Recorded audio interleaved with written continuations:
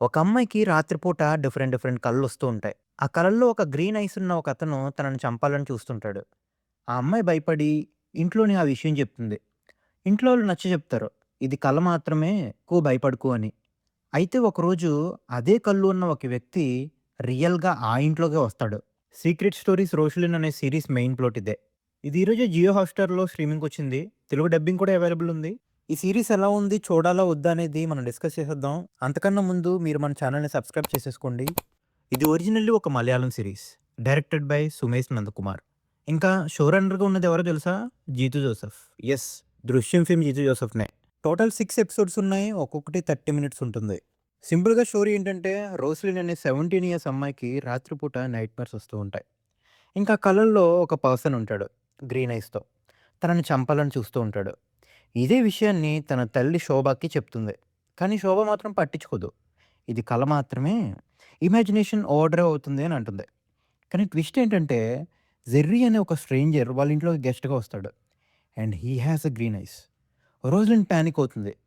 Jerry థ్రెట్‌గా ఉన్నాడా? లేక Roslin mind తన మీద తానే ఆడుకుంటున్న గేమ్‌నా? అనేదాని చుట్టూ ఈ సీరీస్ బిల్డ్ అవుతుంది. సీరీస్‌లో పాజిటివ్స్ విషయానికొస్తే మెయిన్ ఆ పెర్ఫార్మన్సెస్. ఆ అమ్మాయి పెర్ఫార్మన్స్ అయితే చాలా బాగా చేసింది.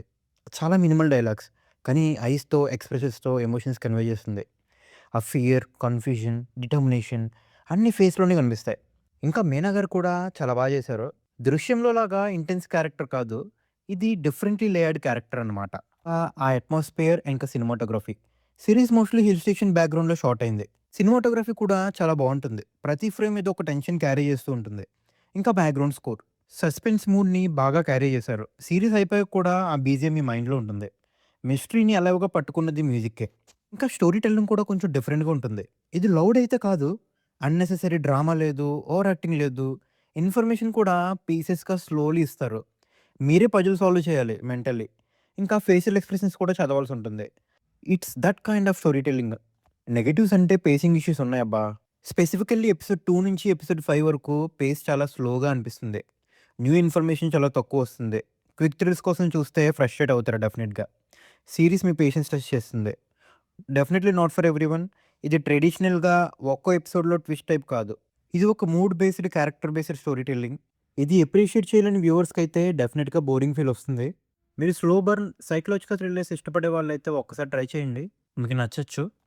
No adult scenes, no bad language, ఇంకా డబ్బింగ్ కూడా నీట్‌గానే ఉంది. సో, మీరు ఈ సీరీస్ చూస్తే మీకెలా అనిపించిందో కింద కామెంట్ సెక్షన్‌లో చెప్పండి. ఇలాంటి మరిన్ని ఇంట్రెస్టింగ్ రివ్యూస్ కోసం మా ఛానెల్‌ని సబ్స్క్రైబ్ చేసుకోండి.